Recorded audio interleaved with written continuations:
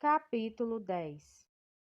Ele se encontrava na vizinhança dos asteroides 325, 326, 327, 328, 329 e 330.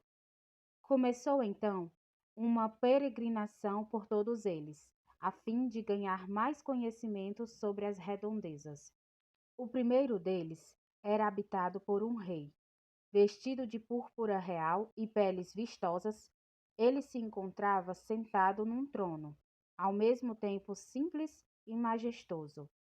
Ah, aí vem um súdito! Exclamou o rei, assim que viu o pequeno príncipe chegando. E o viajante pequenino perguntou a si mesmo: Mas como ele me reconheceu se nunca me viu antes? O pequeno príncipe não sabia como o mundo é um tanto simplificado na visão dos reis. Para eles, todos os demais são súditos. Aproxime-se para que eu possa vê-lo melhor, disse o rei, sentindo-se um tanto orgulhoso por finalmente ser de novo um rei diante de algum súdito. O pequeno príncipe observou à sua volta, procurando um lugar onde pudesse se sentar. Mas todo o solo do planeta estava coberto pelo seu magnífico manto de peles. Assim, ele teve de permanecer ali de pé, e, como estava meio cansado, bocejou. É contra a etiqueta bocejar na presença do rei, disse-lhe o monarca. Eu o proíbo de bocejar. Mas eu não posso evitar, estou cansado, respondeu o pequenino envergonhado. Eu venho de uma longa jornada e ainda não consegui dormir nem um pouquinho. Muito bem, então eu lhe ordeno que boceje. Faz anos desde que vi qualquer um bocejar. Os bocejos para mim são uma grande curiosidade. Portanto, boceje novamente. Eu lhe ordeno. Mas isso é intimidador. Eu não consigo mais, murmurou o pequeno príncipe, já todo vermelho. Hum. Dessa forma, eu lhe ordeno que boceje de vez em quando, e de vez em quando.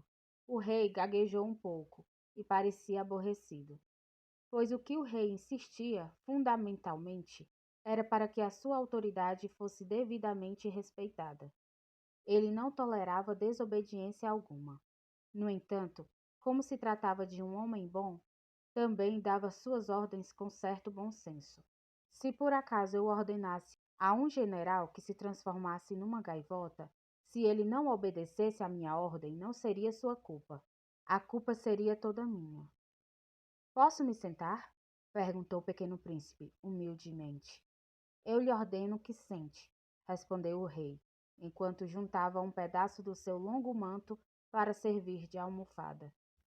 O viajante pequenino, no entanto, pensava consigo mesmo. Esse planeta é tão pequeno, sobre o que exatamente poderia este rei reinar?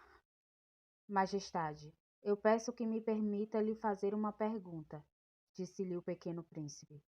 Eu lhe ordeno que me faça uma pergunta, interrompeu o rei, antes que a pergunta pudesse ser feita. Majestade, sobre quais terras você reina?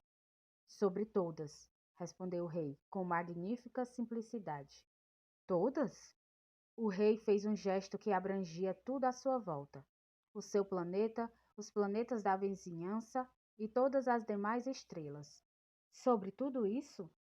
Sim, sobre tudo. Pois o seu reinado não era somente absoluto, era também universal. E as estrelas lhe obedecem? Certamente me obedecem, respondeu o rei. Elas obedecem instantaneamente e com apreço. Eu não permito nenhuma forma de insubordinação. Tal ideia de poder deixou o pequeno príncipe maravilhado. Se ele fosse um mestre, com tamanha autoridade, poderia contemplar o pôr do sol, não apenas 44 vezes no mesmo dia, mas 72 vezes, ou quem sabe 100, 200 vezes, sem jamais ter a necessidade de mover sua cadeira.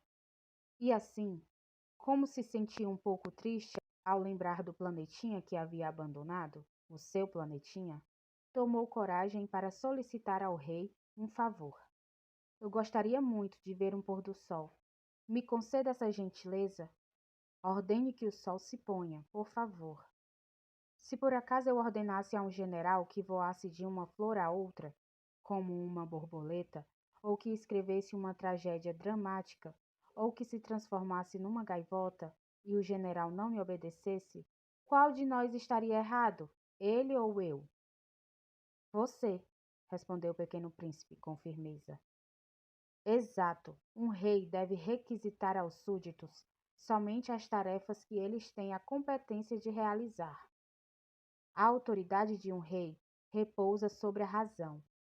Se por acaso você ordenasse que os seus súditos fossem todos se jogar de um penhasco no mar, eles se amotinariam numa revolução.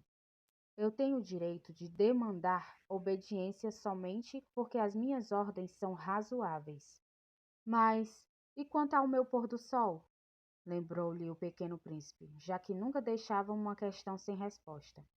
Você terá o seu pôr do sol. Eu darei essa ordem.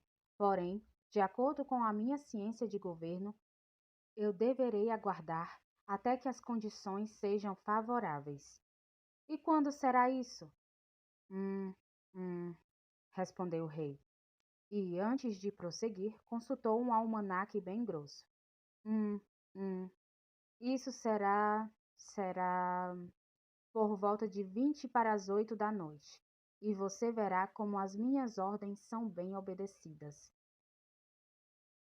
O pequeno príncipe bocejou.